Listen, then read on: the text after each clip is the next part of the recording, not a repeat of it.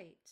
Hello, everyone. This is Marie Blue Angel, and I am back with the last day, day 4 of the demo for My Stranger is a Husband. My stranger is a husband? My husband is a stranger. Anyways, you can tell how much I maybe have. I don't know. I think about the phrase, and it's not too confusing to me. But anyways, ignore what I just said and just imagine I said the right thing about my husband is a stranger. Or maybe my stranger is a husband. Maybe that is very applicable in this case. Anyways, let's just get into it because I'm really curious about what's about to happen and what we're going to know in this third day and how we'll end before we get the full game. As I open my eyes, the early morning sun warms my face. I feel fine, or as fine as I can feel. Sleeping has worn some of the raw edges off my foul mood, and the knowledge of my husband's deceit doesn't nearly sting as painfully as it did last night. I roll over as carefully as I can to avoid making a sound. Morgan isn't lying next to me. Instead, the bed is neatly made. The perfectly smooth pillow and the comforter leave no trace of his presence. He even took his book from the nightstand. I'm quietly relieved. I'm sure that seeing him as soon as I woke up would have reignited my anger, like dry kindling. When I finally decide to get up, I move through my daily routine slowly, as if I'm wading through molasses. I'm afraid that if I move quickly, then I'll have to leave this room all the sooner and look at my husband's face. I linger in front of the window and admire the vast ocean. The world beyond is obscured by fog, making the water look endless. Right, because we found out that he shook out a bunch of pills, like allergy pills and pain relievers, etc. But why? It must be related to a conversation we've had before. I'm suddenly all too aware of the fact that I'm trapped on this island, alone, with a liar. My eyes wander to the lighthouse in the distance. It stands on the edge of a rocky outcrop at the edge of the shoreline. Did we ever go to the lighthouse? Also, I'm moving my mic a little because I'm trying not to have it so close to my computer because it's whirring a lot. Yeah. There's a good view from the top. I wonder if the boat floated too far. If it's still close by, then maybe I can spot it from the lighthouse. I make my way down to the kitchen. I'm surprised to find that it's empty. Sometimes Morgan takes an early morning walk, but he's usually back by the time I wake up.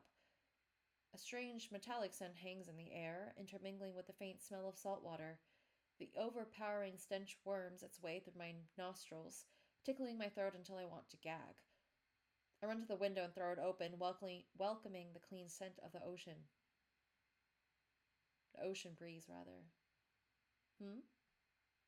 My eye catches on something lying on the ground. I stoop to pick it up. It's a hard, slim, white object, roughly the size and shape of a toothpick. It takes me a moment to realize that I'm looking at a fish bone. Looking around, I find a couple more bones, along with part of a fin. My face quirks in confusion as I drop my findings in the bin. Why do we have fish bones here? Did Morgan make such a mess when he was cooking? But he's always so meticulous. He cleans every inch of the kitchen after he cooks, running a mop over the floor until it's spotless. Besides, we haven't had fresh fish since the last time our supplier arrived, nearly 2 weeks ago. Good morning. I make a jolt, like a startled cat. Morning. My greeting comes out a little more sullen than I intended. My irritation at my husband's deception isn't sharp, but it is there, throbbing dully in my head. I want confrontation. Tell him that you know that you... Well, do we want to find the boat? I feel like for survival purposes, we should... I don't know. I'm torn. Uh...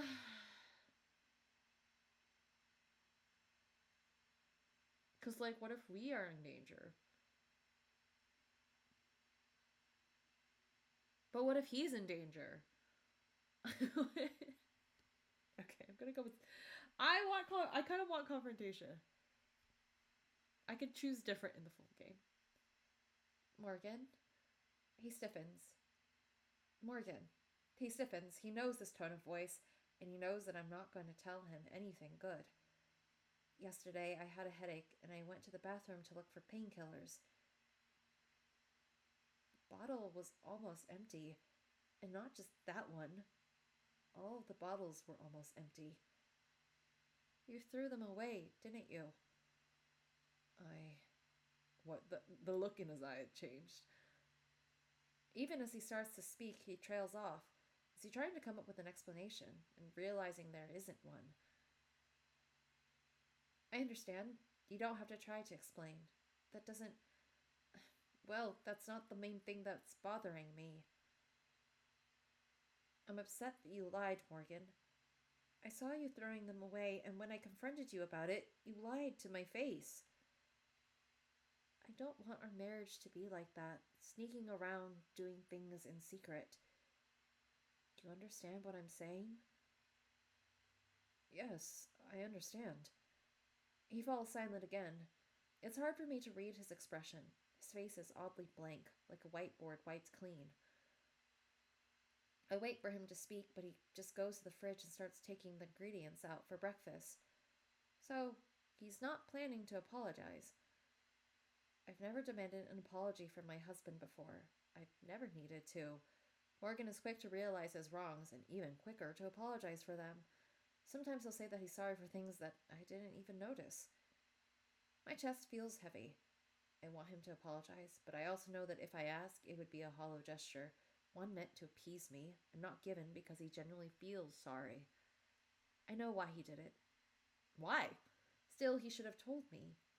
He should say that he was wrong for lying and that he won't do it again.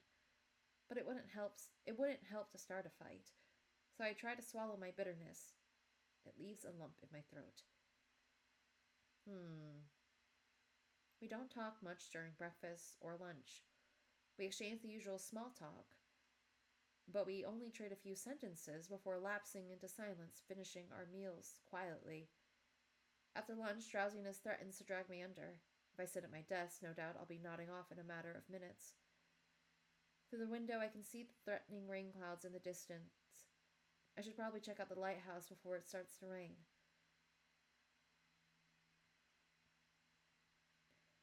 Even if I'm still irritated by Morgan's lies, the silent treatment won't help our relationship any. We can't spend our entire lives talking to each other like we're neighbors that come across each other once a month. I'm going for a walk down to the lighthouse. Want to come with me? The lighthouse? What for? It's pretty tall. I thought I might be able to spot the boat from there if it hasn't drifted too far. That's pointless, isn't it? It's been days since it was swept away, and I saw that look in your eye. It looked cold. Even if you can see it, it's not as if we'll be able to swim out to get it. I can't help the irritation from leaking into my voice. Well, it's not as if it takes days to walk down there. I want to get some fresh air anyway. All right then, let's go. Even though the lighthouse is situated on the other side of the island, it doesn't take us too long to reach it. The door creaks a bit when I open it, but considering the building's age, it's in good condition. Oh, we use it as a storage place. My grandmother loved this place. After inheriting the property, my grandfather renovated the rooms for her. He didn't spend as much time here as after she passed, but it still seems like he took good care of it until he died. Apart from the thin layer of dust on the furniture, it would be hard to tell that no one has stepped in the lighthouse for months. The middle creaks as we navigate the spiral stairs to the top. Do you see anything? I squint my eyes as I can to the surrounding area, looking for a white splotch on the blue landscape. It's difficult to see through the thick layer of fog. Nope, just water. Even though I was expecting this, I still let a little sigh of disappointment.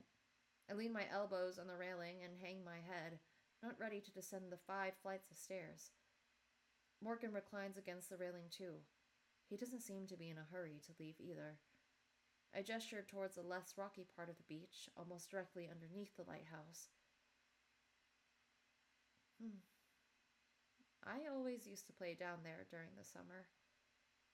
I'd wade in the water and pretend that a pirate ship was about to come sweep me off on a grand adventure.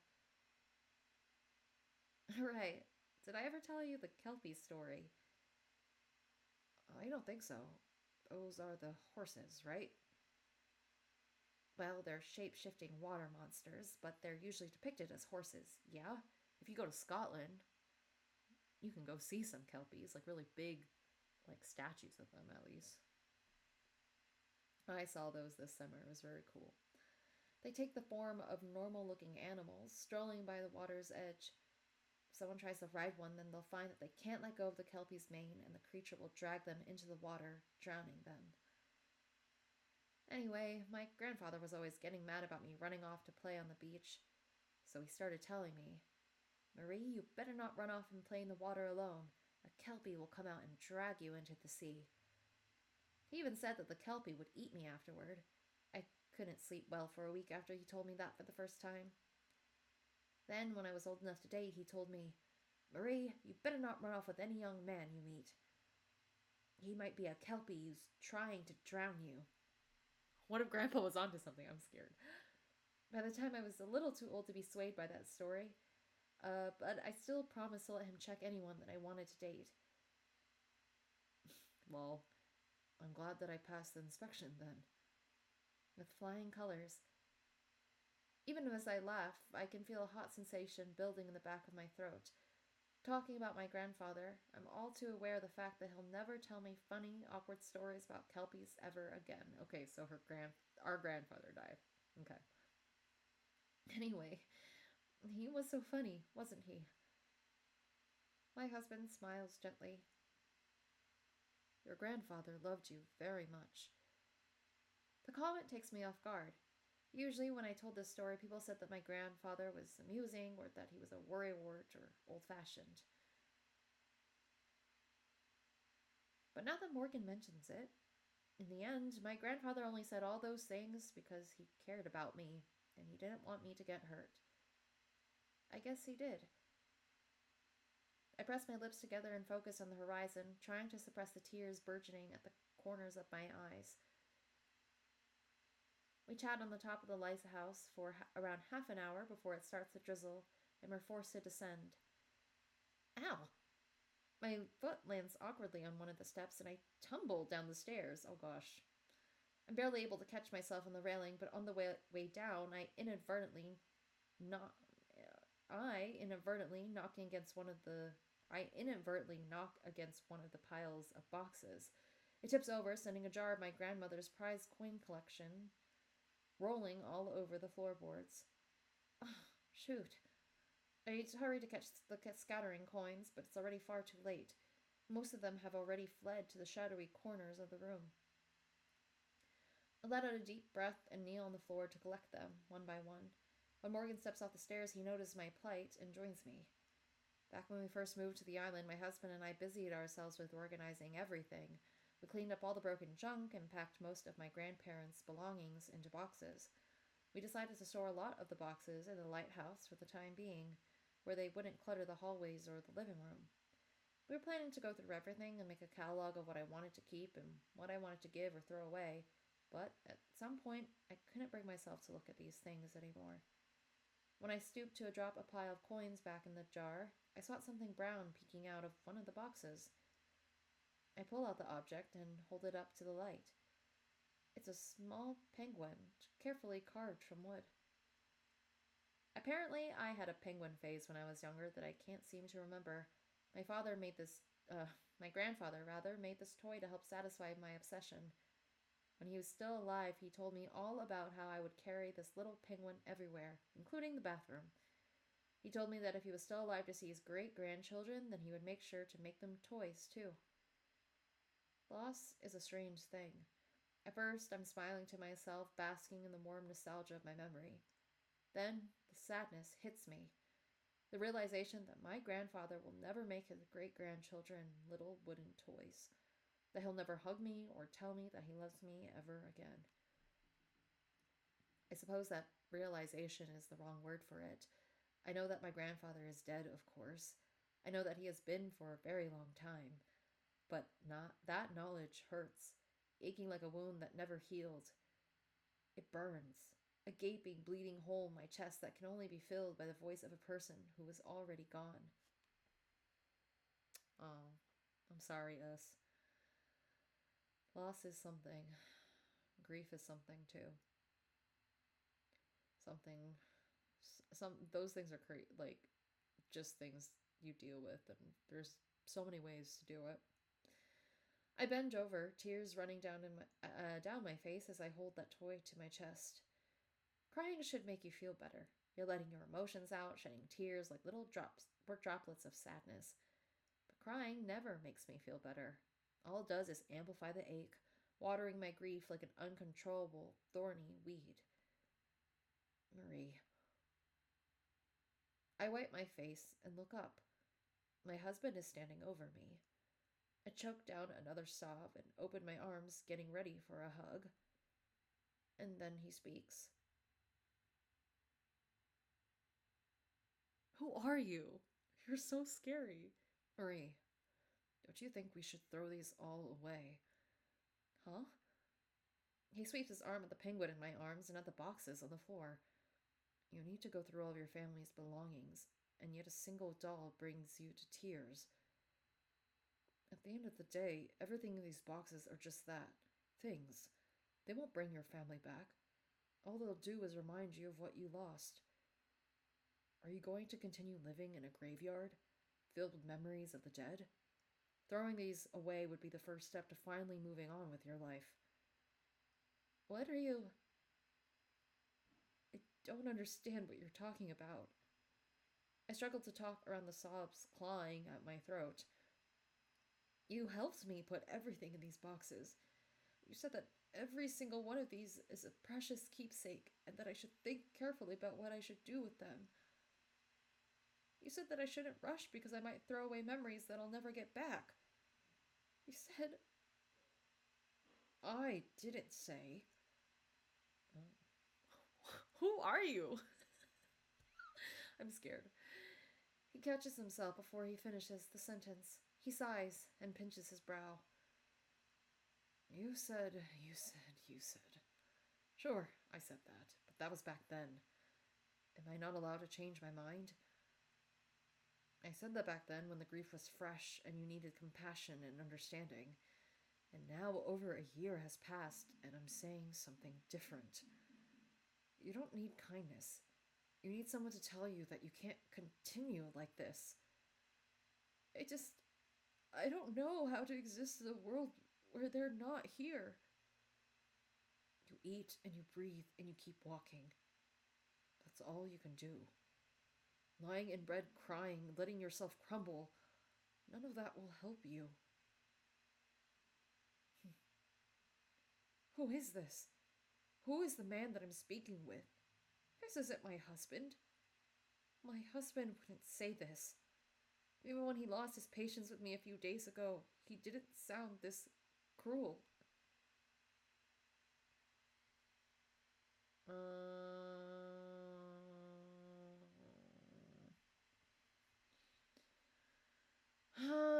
I understand. Do we understand? I don't think we understand. You said that you wouldn't force me to cope with my grief your way. No. You told me that you were sorry for what you said. Is that what we fought about? That my grief is my own. That you shouldn't have to ask me to cope with it your way. Did you not mean that? Because you're doing that again right now. My voice trembles, but I try to keep my composure. Losing to my emotions here would feel like losing the argument, too. Well, I'm not forcing you to throw them away. I'm telling you that I think you should throw them away, but I'm not forcing you. We're partners. Should I not give you my opinion? I thought that's what you wanted. No more lies. You should, but not like this. How then? Do you want me to be softer? Gentler? I tried that. I said that you didn't need to rush. We could go through the boxes at your pace. And now months have passed, and all these boxes are still here, untouched, as if they're relics in a museum. My husband pauses, When he speaks again, the barbs in his voice have softened. Mementos should be a comfort. Why keep them if they bring you nothing but misery? My dead family's belongings don't make me happy. Should I throw them all away? Thinking about my dead family makes me sad. Should I just forget about them? If you want to phrase it like that, yes. Humans die. Your own life is short. You shouldn't spend it mourning people who are already long gone. Death is a greedy thing. Why give it more years of your life than necessary?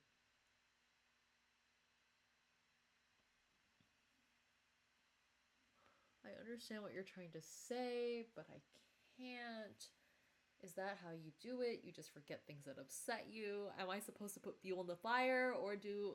I mean, because I can see where he's coming from, like, as an outsider, but I don't know. But, like, also, I think we should be realistic. Like, I don't want our character to lie and say, like, we can do something that we. I mean, like, so, I don't know. Choosing the first option on the top could be good, but then also, I want to instigate. So we're going to choose the bottom. Is that how you do it? That's how you're always so happy, so carefree? Because you just forget about the things that upset you? If I die tomorrow, then you'll forget me and move on like nothing happened. Like I was worthless, so you can be happy. That isn't what this is about, and you know it. I fall silent. I don't have the energy to argue further.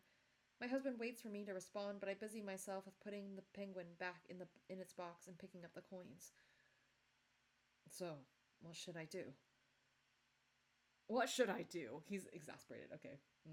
Sorry. I said that with no energy. Okay. So, what do I do?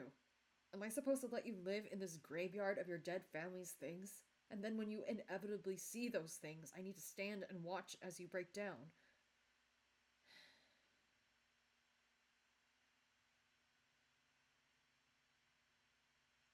I mean, like, I can see how that could come across as that, like, in the end, it was all about him. But I didn't.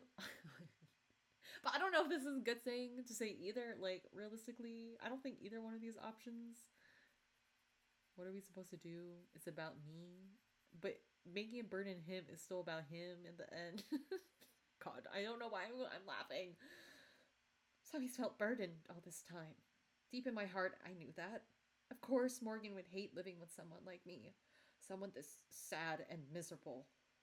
Even if I tried not to bother him, he was still burdened by my presence. Oh, this is going in a way I did not think. I forgot that was an inside thought. Sadness is like a disease, poisoning the people around you. You don't need to do anything. You can go back. No, I didn't mean that I want to leave. If I said you can go back. My husband opens his mouth as if he wants to say something, but then he closes it. He knows what I'm really trying to say. Leave. I don't want you here. He pauses before he descends the steps. You don't have to forget about them. I just don't want the memories to kill you. I'll see you back at the house. The stairs creak, and then he is gone. Oh my god, what's just happened? Okay, so this is about she's grieving, her grandfather is gone, her grandmother also died, and I'm assuming we don't have any other family. What happened to our parents? Are our parents still alive? I mean, we were close with our grandparents, it seems, so like that's totally fair. Is it just more just like oh, sinister. I mean, I have thought about this. There was something I was watching where it feels like the story is the person is afraid of getting married because you don't know what someone is going to be like personality wise, like how they will turn out over time. Like they can seem good, and I mean they can be good and like all these things initially, but things can change given life events. And I'm kind of thinking about that here, in that like this is what the story is kind of about in My Husband is a Stranger. It's not necessarily that it's not something supernatural going on, but these are the things that might happen when someone's grieving and who might be impacted by that, like other loved ones. Though I'm still so curious because we found fish bones and all these other things before. I do not know why. And like he's just acting very different, but maybe he's changing. I mean, like these characters have known each other from a young age, and it's so fair for them to develop and grow and change in their own ways as they get older. So I'm just curious if that's also a reflection of that, if it's like, oh, like he used to do this but now he does this with his toes, and he didn't used to be so like household chore minded, but now when we moved in, like he is, and he's been taking care of those things, or blah blah blah blah. So I'm really curious what does this all mean, because like I'm still just like, is there a sea monster that we're dealing with or not, or is this like a red herring of sorts? Yeah, yeah. You let me know what you think in the comments. um Anyways, but it doesn't seem like he's giving up on us. But it's also doesn't explain like all those weird things we saw in the bathroom that first night. Anyways, after I finished collecting the coins, I tried to look through some of the boxes, but I feel like a puppet on a string going through the motions.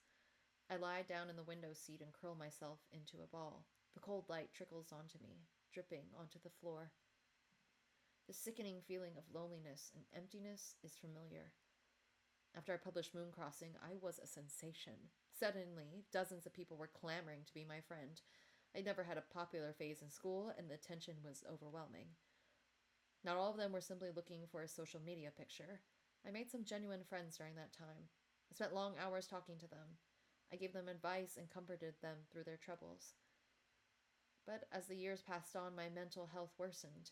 On the occasion, I reached out to those friends. Sometimes they listened for a few minutes and offered a few sympathetic words before saying, "This is a little too heavy for me," or "Aren't you being paranoid?" or "Have you talked to a therapist?" Sometimes their voices were derisive. "At least you got published. Not all of us are so lucky. Everyone goes through that. You're not special. That doesn't sound like a big deal." Oh, terrible. Sometimes they wouldn't respond at all. These don't sound like super supportive people. I mean, they have their own lives, but it's also, that's disheartening. Guilt consumed me.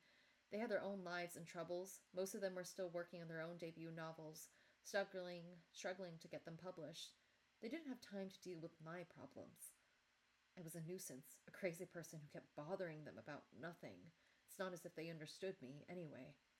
No one did. I closed my eyes. I imagined lying on a boat in the middle of the sea, gently drifting away, away from my emotions and my problems, away from my husband. I don't know how long I lie there frozen, listening to the raindrops. I'm not even sure if I'm awake the entire time or if I doze off. When I open my eyes again, it's still gray outside, but it seems to have stopped raining. The air outside is heavy, damp with the lingering traces of the drizzle. I have to tread carefully to avoid slipping on the mud-slicked path. By habit, I turn towards the house, but then I stop myself. I'm still not ready to face my husband, not with these murky feelings bubbling in my chest. Instead, I head in the opposite direction. It's been a while since I ventured to the side of the island. The island itself is fairly small, and Morgan often takes long walks around the entire perimeter, but I usually just frequent the areas directly around the house. As I walk aimlessly, my thoughts wander back to my conversation with him.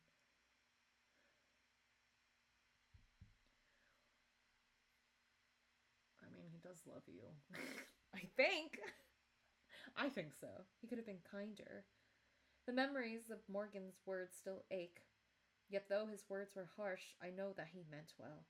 He didn't simply want to hurt me. He cares, which is why he tells me things that he knows I don't want to hear. He doesn't want me to succumb to the grief. I'm a disgusting mess, but he still stands by me. I should be grateful. I mean, I don't know. I don't like that we're so down on ourselves.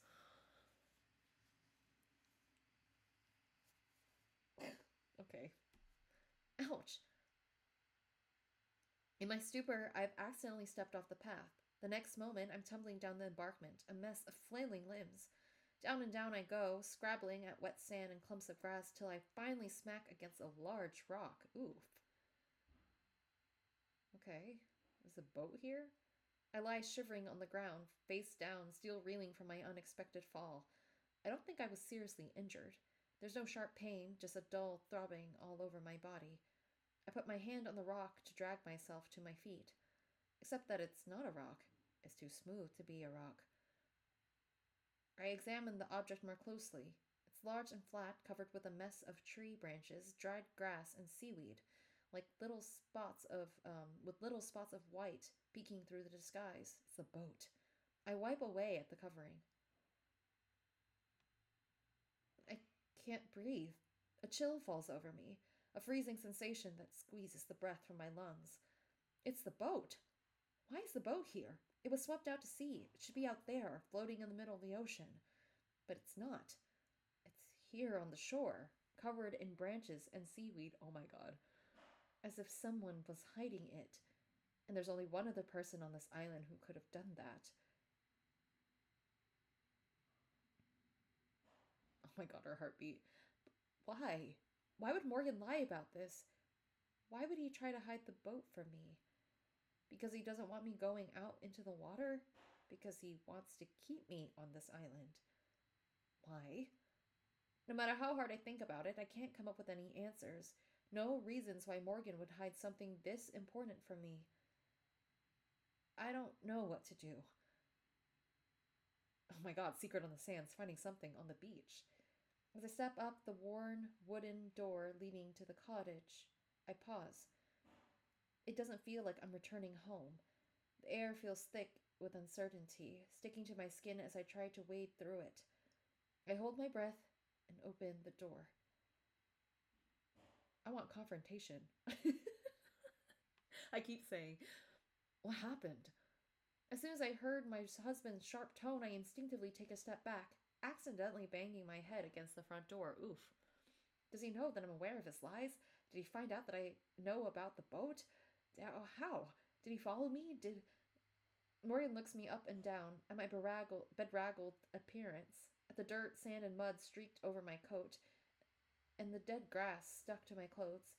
I suddenly remembered the tumble that I took down the embankment.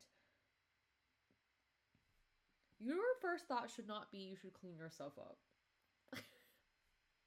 I'm sorry, I've been trying to be understanding, but that is not the first thing you say when you see your partner all like whatever from you don't even know what happened. They could have died. They could have fallen. They could have hit themselves on the head. And all you're saying, sir, is you should clean yourself up. I don't accept this. Uh, you should clean yourself up. A mixture of relief and bitterness fills my chest. On the one hand, I'm glad that he doesn't seem to know that I found the boat. He wouldn't know. Yet a chill radiates from him, making me shiver. I'm usually not clumsy, but on the rare occasion when I do take a tumble, he always runs to fetch the medical supplies, yes. But now he just casts one glance at me before returning his attention to the dark green book in his hands, his expression coolly apathetic. I brush off the sand and grass from my clothes. As I reach to take off my jacket, I wince. My left palm is covered in a myriad of scratches and scrapes. I must have tried to brace myself against the ground as I fell. After making sure that I won't trap dirt inside, I fetch the medical supplies from the bathroom. I slink past Morgan to the kitchen, sitting at the table. I busy myself with cleaning my wound. Should I ask him? Is this a sea lavender? Is this it? I guess. I should, and yet I have no idea what he'll say. What could he even say? There's no reasonable explanation for what he did. Why did he lie? I don't understand why he lied. I curse. It's difficult to bandage my palm one-handed. Give that to me. I jump as Morgan appears over my shoulder. He slides into the seat across from me and takes the bandage. He's uncharacteristically silent, a sullen expression on his face. Still, his movements are gentle and careful. My husband's sudden kindness puts a damper on the anger in my chest, reducing it to a smolder. I'm almost angrier with myself for being so easily swayed by his warmth. Maybe I was mistaken. Is it possible that it wasn't him? Did someone else hide the boat? But there's no one else on this island. Could the boat have been carried away by the waves? There? That can't be. It's way too far from the shoreline. It had been meticulously, deliberately disguised. No. I try to run through all of the possibilities, and there's only one conclusion. My husband knew where the boat was. He took it and hid it where I couldn't find it, and then he lied to me. Why would you do that, Morgan? I bit my lip as I stared down at Morgan's blonde head, bobbing as he applies some ointment to my left palm. Okay, I think my theories are there is something going on. There is a sea monster, and it ate Morgan. Or not exactly ate him, but maybe it's compelling Morgan to do all these things. Honestly, I would take that version because if this just turns out to be like, oh my god, like he just became a different person because people are, can do that, whatever, whatever, that would be terrible. I mean, it would make it interesting, but I would be very sad about it. It's not terrible. It's just I would be very sad about it because I don't want this to happen. But here we are. Ooh, spooky. The way that people can be different. Anyways, I bit my lip as I stared down at Morgan's blonde head, bobbing as he applies some ointment to my left palm. But why? I don't understand why. he's a he's a probably had a reason for it. I'm trusting him too much. I want to believe him. But why would he do it? Like no, like why would you like why actually like this one I mean, we also don't know about like what happened. Why did he take away the pills? Like those are emergency pills. Then why would you lie about not knowing where the boat is and stashing it and then like what, secluding her on this island? He's a liar, a filthy liar, but I want to believe that he had a reason for it, so that's what I'm going to choose. I still don't know why he did it, but he probably had a good reason for it. Yet he has lied multiple times now, which, yes, I need to be careful about trusting him. I bite my lip.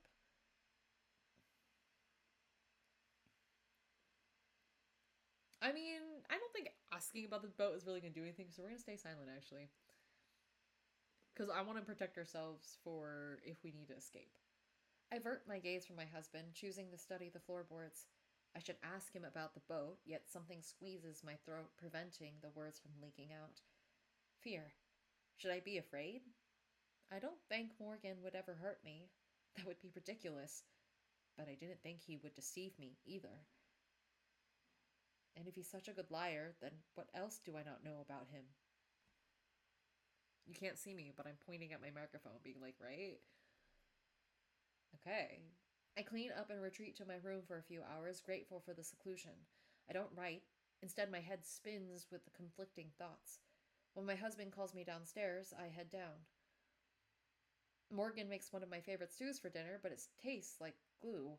I shovel the food in my mouth as I observe the man sitting across the table. He certainly looks like my husband.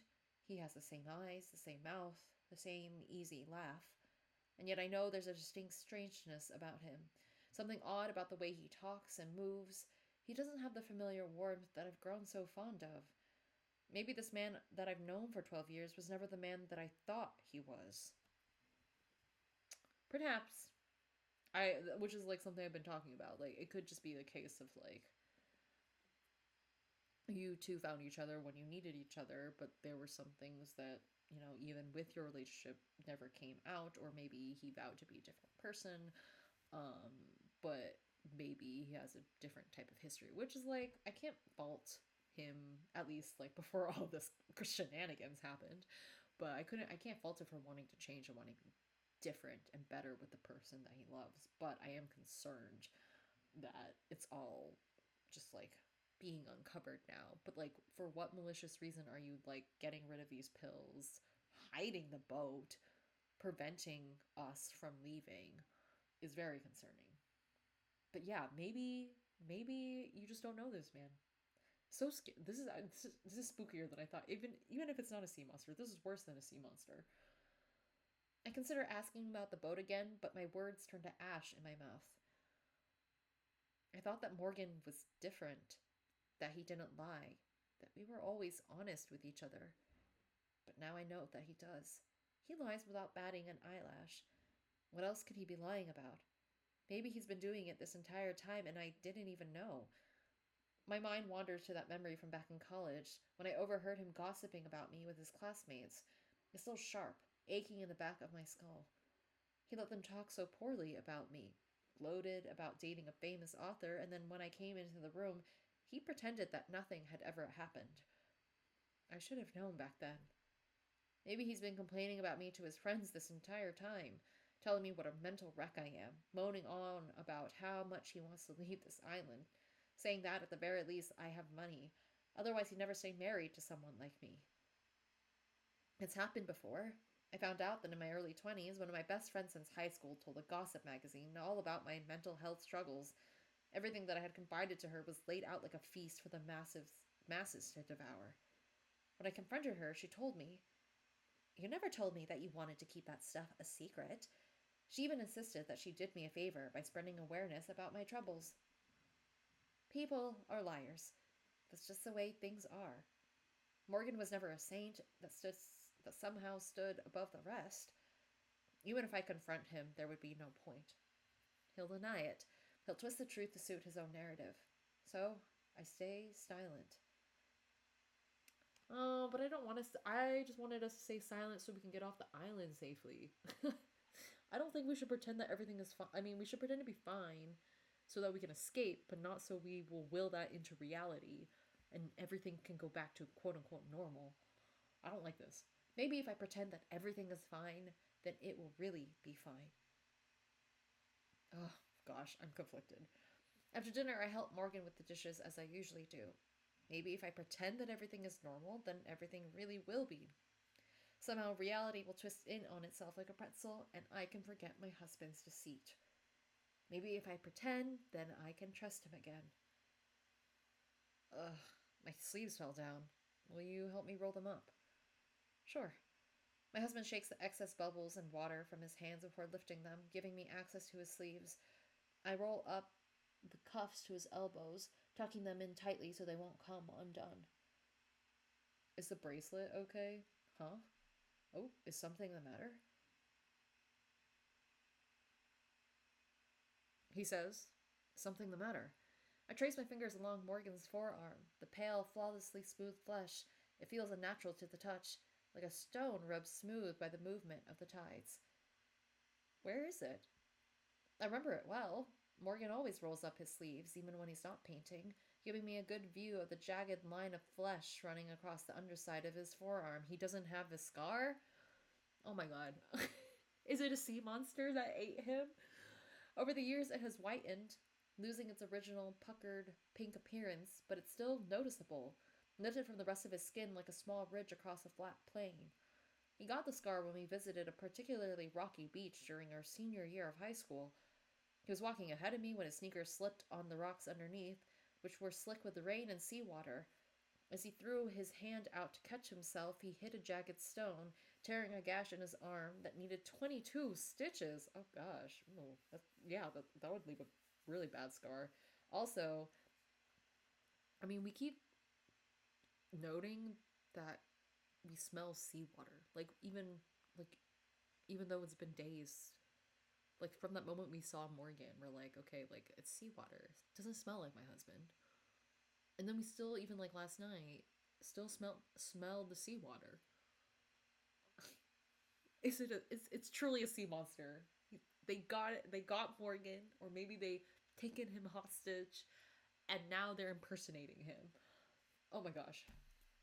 But now that scar is gone, I stare at his arm, my eyes narrowing, as if the blemish is hiding, waiting for me to look closer. Huh? I reach up to lift his anchor bracelet, trying to get a better look, and he jerks away. I jolt at the sudden movement, which sends a bolt of fear through my nerves. My husband holds his arm against his chest, almost protectively.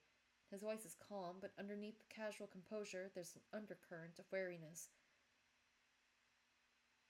Seriously, is something wrong? No, I just spaced out for a second. I step back and pick up my dish towel again. Morgan raises an eyebrow but returns to the dishes without inquiring further. I take a plate from the rack and furiously scrub it, hoping that I'll be able to scrub away my disquietude. I think this is how you say that.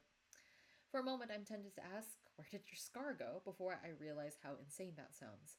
But where did the scar go? True, scars don't disappear all of a sudden. I still have one from when I was like 12 or something and I fell off my bike.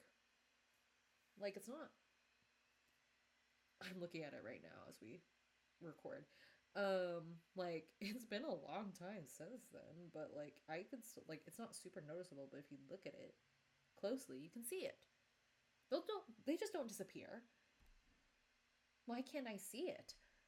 Here. My husband is pointing a knife at me. Oh. Did they kill him? Oh my god.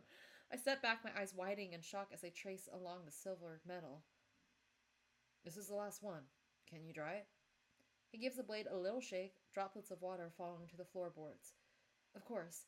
He didn't like to put knives into the dish rack. What was I thinking? That was Morgan. That Morgan was going to stab me or something?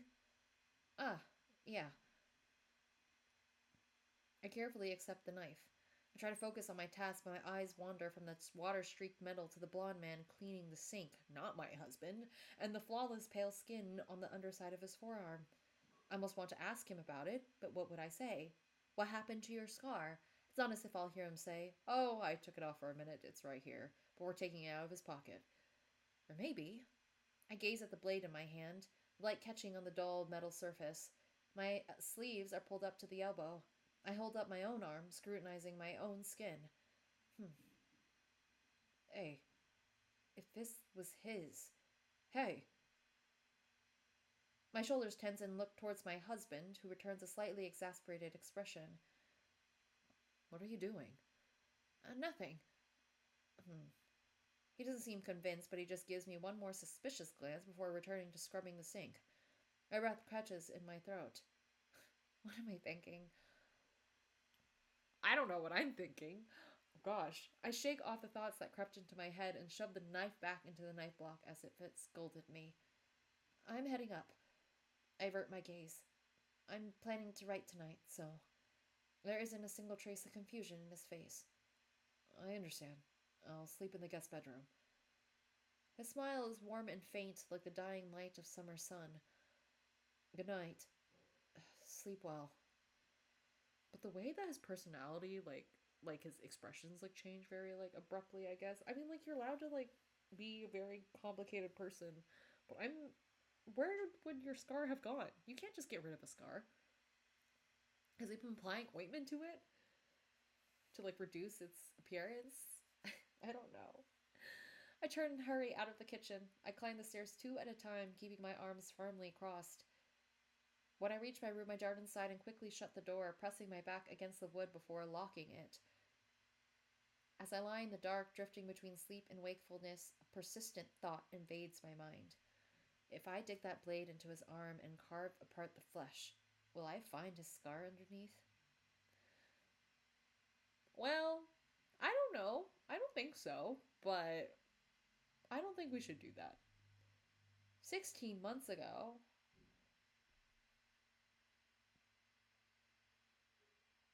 White.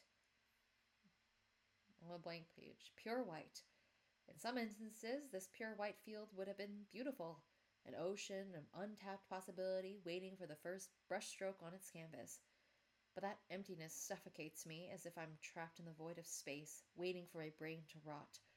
The only mark on the page is the dark vertical line fading in and out, taunting me as it stays in place, a constant reminder that I'm still standing at the starting line. I tap my fingers on the keys, hoping that the muscle memory might magically conjure words in my brain. It doesn't. A heavy hand rests on my shoulder. How's the writing going? Did you figure out how you're going to structure the second act? What does it look like? The words grate my eardrums as they leave my lips.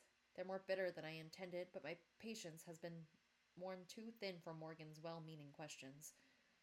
Isn't it obvious that I haven't written a single thing since I sat at my desk 2 hours ago? My husband leans in closer to the screen, pretending to scrutinize the completely blank document. The faint citrus scent of household cleaner clings to his clothes. It looks like you've been trying hard. The ideas just aren't coming right now. That's a kind thing to say, sir. My mouth tightens. Are you upset? Instead of marrying a prodigy novelist, you ended up with a washed up has been whose first book was a fucking fluke. I bet you regret it. I do wonder, though, has our character tried therapy or any sort of supportive counseling situation or resource? I think that would be very good. Because I do think we are very much not in a good space a lot of times in how we feel about ourselves. And not that that means that that's really caused any. I mean, I'm sure it's affected things in their like married life and everything, but like it's not the end all. It's not the only reason for whatever shenanigans are happening up here, because I do think now at some point this is very supernatural unless we live in a world where there's technology to get rid of your scar. But also he lied about the bow and also about the pills, so I'm worried. But I do worry about our own character, about not believing in ourselves. So anyways, we moved in together right after college and we got married a few months later. It was my idea. We had been dating for almost 6 years at that point. There was no point in waiting any longer. At least that was what I told myself. That is what I told myself. In reality, I was scared. Morgan was a butterfly about to flit into the outside world where he could find out that I was nothing more than a moth. He would discover a dozen butterflies far more beautiful than me, and he would never return. I wanted to reach my hand out, hoping that he would land on my finger before he had a chance to fly away. To my surprise, he didn't disagree. He didn't say that it was too soon. He was overjoyed.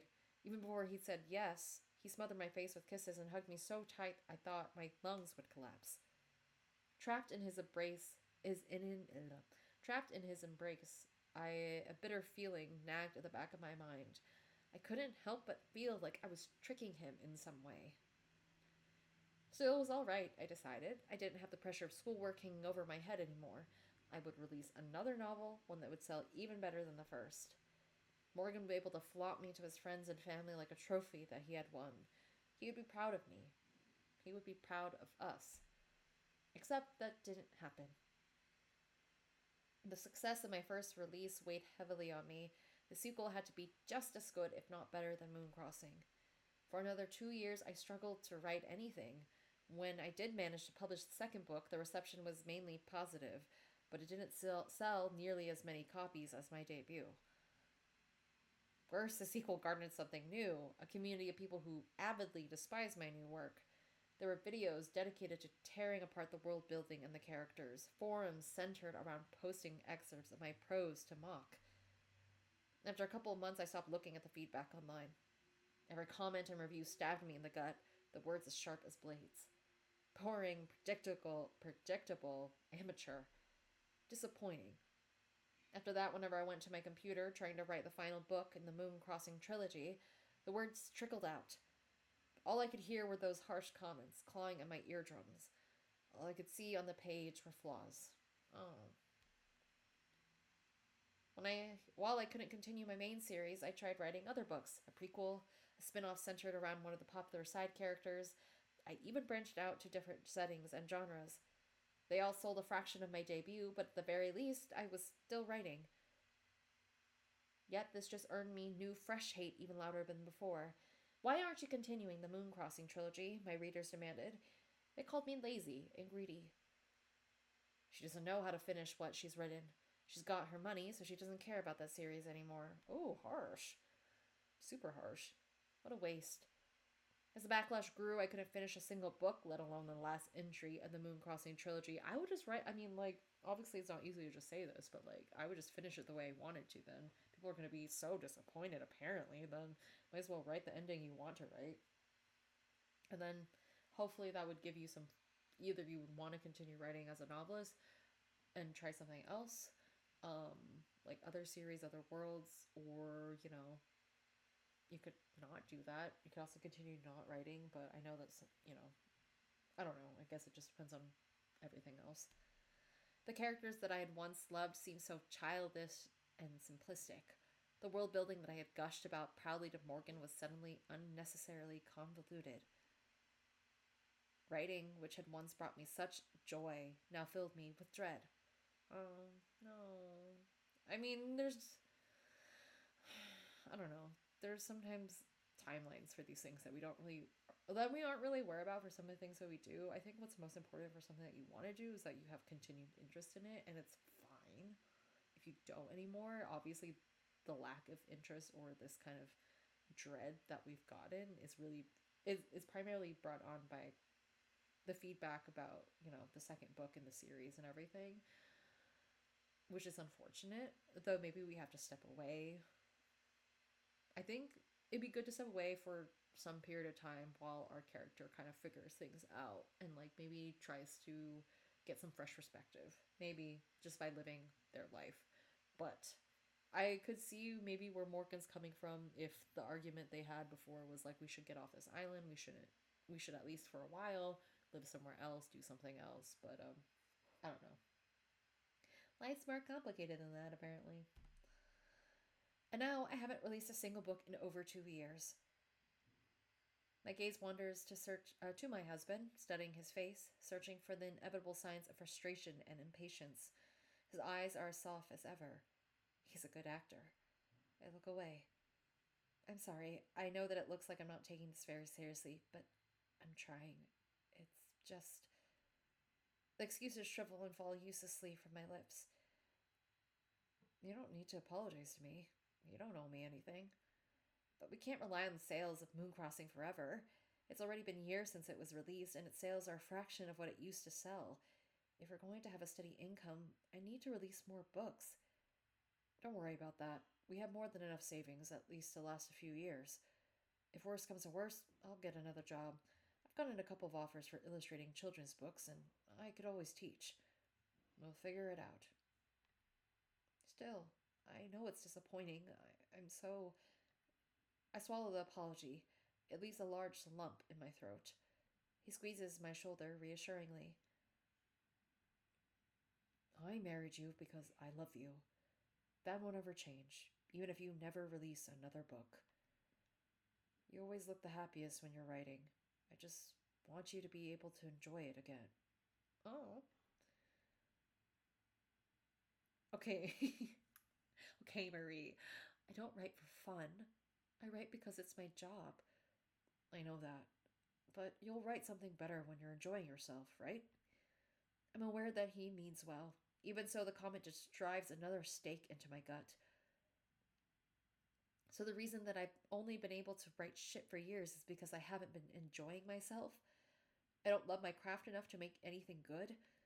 My husband presses a kiss against my temple, but the gesture just makes me feel more annoyed, irritated that I'm taking this seriously while he's playing around. Come on, why don't you relax for a bit? You've been staring at the screen for hours. We can bake something or watch a show. I'm sure that taking a break will get the creative juices flowing again. That's what I always do when I hit a block with my painting. That's what he does?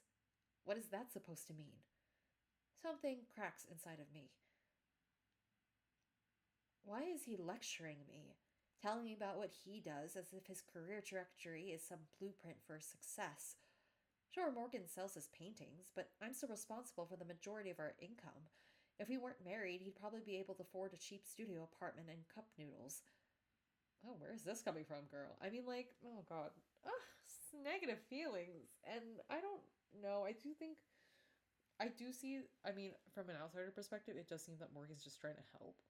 But I do think maybe we're not in a good space right now. And whether that is because we are grieving or other things, obviously that is like fair to like work on it. But like, I don't think we really have, like, do we have, like, we learned that we don't have any other friends basically. Do we have a therapist? I really think we should have a therapist. I think everyone should have a therapist. We only have Morgan, and while Morgan, at least, in these ideas of memories of who he is, I don't know about the Morgan we've actually met overall. Um, like, he seems great. We do need more people to talk to. Um, and also, we need other spaces. I mean, I know people can be introverts and like homebodies, but like, I mean, I myself I'm pretty much an introvert, but I do like socializing with people. But I also like talking with other people, meeting other people, I guess. So like, I don't know. I think I mean, obviously it's complicated in this, and I'm like, oh my gosh, I don't even know. But I do think we're at a breaking point with ourselves. And we're irritated, but we might be projecting, but also I think we're being a little unfair.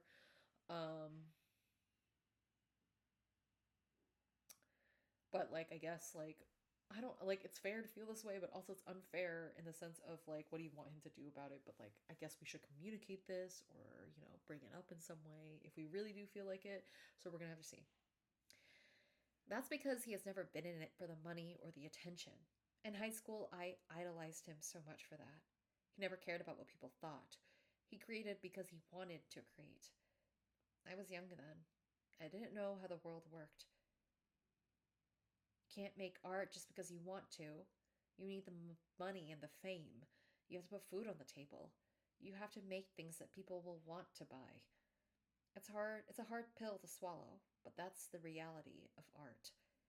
Morgan never went the distance. He just painted what he wanted without worrying about whether it would go for a good price or even if it would sell at all. He never did what he was needed. He never did what was needed in order to make painting his career. He never needed to because he left things to me instead. Did we ever talk about that and work on that? I'm worried. I mean, like, there's a point in this in terms of like how society, I don't know, how like, again, I mean, I hardly call myself true. Well, I mean, this is a discourse about capitalism and art, so I can understand that. Oof, but this is heavy. I mean, I knew it was gonna be heavy. Oh, more it read. He doesn't have a publisher breathing down his neck. He doesn't have reviewers waiting in the wings, ready to rip his work to shreds before the books even hit the store shelves. He doesn't have fans waiting for him to catch lightning in a bottle for a second time, or waiting for him to catch lightning in a bottle for a second time. Their expectations dropping lower and lower with each new release. I mean, I get that can be people like that in the world, and definitely like, yeah, but like, I don't know. I think if I'm a fan of someone's work, like usually I am excited when they come out with more stuff. For example, I have an author that I really like, and while I do not, I've been, I think I've read almost all of her books, and she publishes like extensively. She came out with a book recently that I read, and while it's not like my favorite in terms of like the story content, like I enjoyed it still. Obviously, I don't know if that's obvious, but it's obvious to me. It's not like my favorite book from hers. Like if I had to rank her books, it's not my favorite, but it's like I always enjoy her writing, and I don't know if like sometimes people get caught in the weeds of like, well, like did I just really like dislike this thing because like I, whatever structurally there's something wrong with it or like whatever, or is it like content I'm not agreeing with in terms of like what happens to certain characters? Like I can get upset about things in a story that an author chooses to do, but I can still enjoy that book and still like their work. um but I do think what is being said here, so there's a lot of pressure from like having something good, especially in, initially and like as a debut, and then like feeling the pressures of living up to those expectations, which like I think that it'd be nice to have a balance between obviously having those expectations in some way and like being aware of them, but also you should be able to create what you want to create because that's what you want. But then again, it's this weird thing about like capitalism and society and how we do treat art and general things that we view as sell quote unquote sellable and like making money off, like, which again, like you should be able to do also, but like there's that aspect of it too. And I guess that I don't know, the advice I've seen is that you should just keep creating as what you want to create, but I do know that that's like that is more nuanced of a directive, I guess. If you really want to think about, well, like we're bringing up here that Morgan just creates whatever, but like he doesn't worry about selling these things, and like he doesn't worry about making like the majority of their income, which like is a lot for her. But maybe she should talk. Maybe we should talk to Morgan about these things. I mean, if this was our husband, I don't know if this is our husband now. I think he's been eaten by a sea monster, personally. Otherwise, he's a real person and he's just changed, which would disappoint me. Anyways, he only has his paints and his canvas. He doesn't have to worry about anyone's expectations because no one expects anything from him. Oh, that's what you do? Why are you lecturing me about what you do? What do you know? You never sold anything for more than a few grand. Oh my god, a few grand? That's really good. I mean, I don't know. I don't know anything about like like painting, art, selling business, but it's like, okay. You don't have people expecting your next work to sell millions of copies. I do think we're getting caught up in like the numbers. And then while I understand, because capitalistic society, we do need money to survive, to buy the things that we need. Um, it's a lot. Now we're in the red frame. I can't do what you do if I want to be successful. Oh no, he looks so sad. For a moment, my husband stares at me, eyes wide, utterly dumbstruck. No anger, no shame, no indignation, only shock. As the silence fills the room, it drapes over me, sticky and sickening, heavy with discomfort and guilt. Why would I tell him to leave? I should apologize. I'm I'm sorry. I don't know what else to say. I wish that I could take it all back, that I could pull out my own tongue so that I can't spew poison. I'm sorry. I'm so sorry. My words feel hollow, tumbling out of my mouth like rotten fruit. Morgan's face twitches for a second, as if someone is trying to pull the corners of his mouth upward. When he finally smiles, it looks strained. His voice is hoarse. It's all right. I understand. You're frustrated. You didn't mean it. That's not true. I did mean it. I wish I could say that my frustration controlled my tongue, conjuring these foul lies that have nothing to do with how I really feel. But no, those were my real feelings. Feelings that have been simmering inside me like a pot of black sludge. Feelings that I wish I could erase because I don't want to feel like this about my husband, whom I love so much. And you're right. We have different creative processes. What works for you might not works for me might not work for you. I shouldn't try to force my solutions on you. No, he's still trying to be understanding. And I'm not saying this as someone who's like, woohoo, like, I'm totally on Morgan's side. I'm rooting for our character. I want us to be better. But now, I guess our husband is a sea monster. Or was eaten. Oh gosh. He loops an arm around my shoulders and squeezes me in a kind of half hug. It feels so insincere. Part of me wants to scold him, to say that he doesn't always have to be so understanding, so conciliatory. I hurt him. I don't want him to smile and forgive me, pretending that nothing happened. I don't want him to keep up the facade as if I'm a work colleague that he's forced to tolerate. I want him to get sad and bitter and angry. I want him to yell, to scream, to tell me how horribly I treated him, how I'm being full of myself, how he deserves to be treated with respect. I want him to hurt me back. But the thought also terrifies me, since if Morgan does go that far, I have a feeling that something will break. Some small fragile thing that's keeping our relationship balanced. It's shattered, it will shatter, and everything will come crashing down. After that, even if we do manage to pull out all of it back together, it will be cracked with missing pieces. So, I seal my lips shut and nod, because even if our relationship has artificiality slathered into the gaps, gluing everything together, at least it's whole. I'll give you some breathing room so that you can work. I'll be in my studio if you need me. He squeezes my shoulder again. The door shuts with a soft thud. I place my fingers on the keys, staring at the blank page, but my mind is now awash with thoughts of the conversation that I just had now with my husband. A strange mixture of emotions boils in my stomach. Regret at how I treated Morgan, and irritation that now I'm too distracted to work properly. A few minutes later, a sharp buzz jolts me out of my reverie. My phone vibrates insistently on the desk next to my computer. I curse. Yet another distraction. I pick up the phone. I don't recognize the number. Hello? Hello, is this Mrs. Blue? Yes, that's me. I have news regarding your family.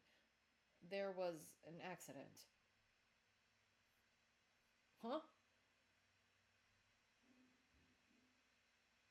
What do you mean?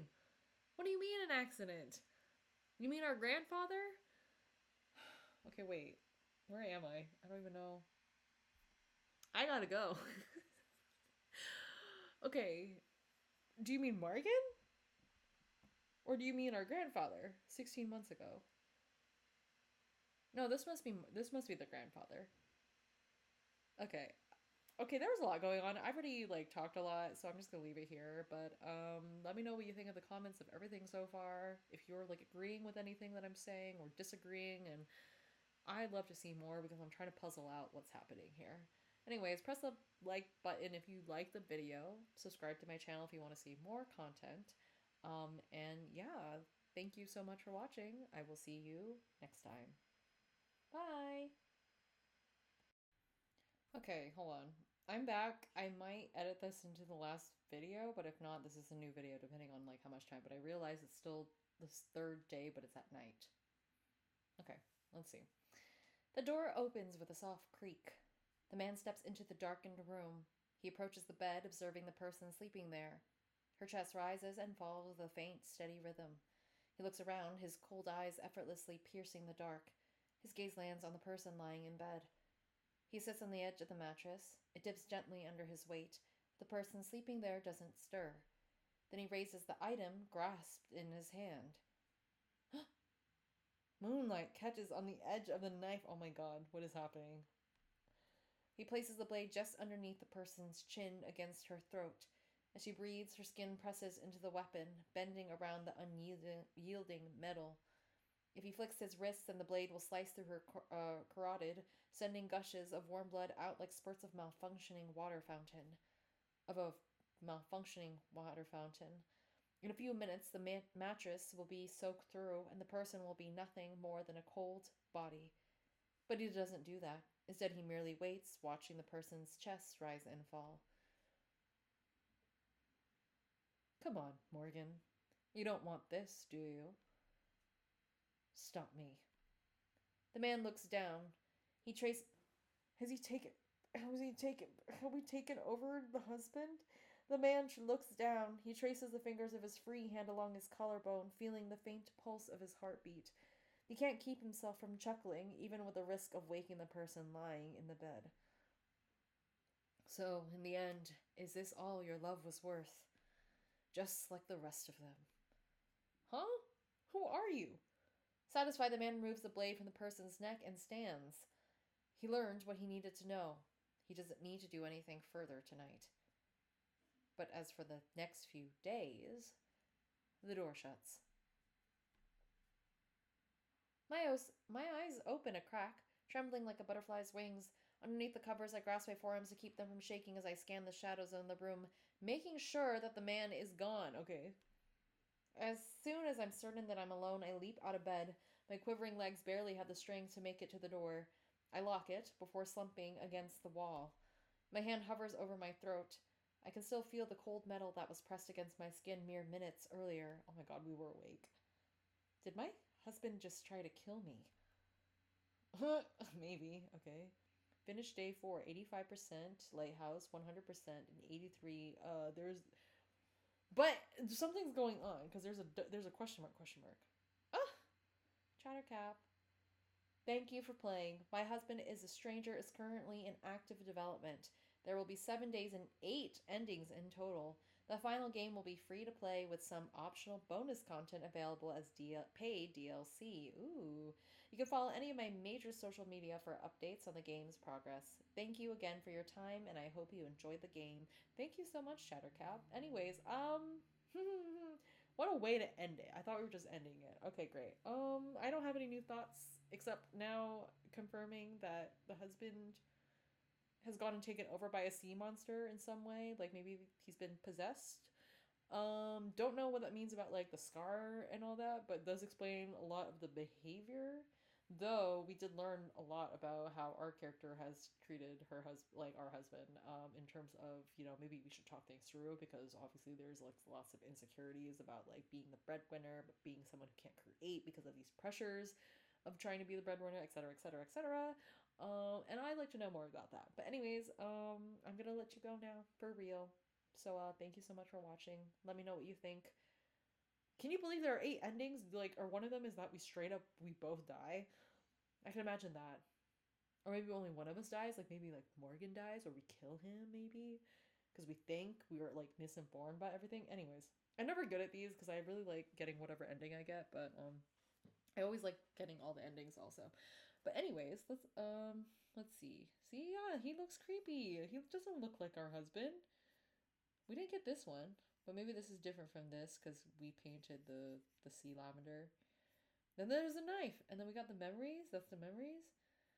Um, I remembered. I gave him a nice I wonder how many like achievements you can have. Oh, I need 10 of them. Okay, I have 9 out of 10. Okay. Anyways, thank you so much for watching. Let me know what you think of My Husband is a Stranger, the demo. Bye.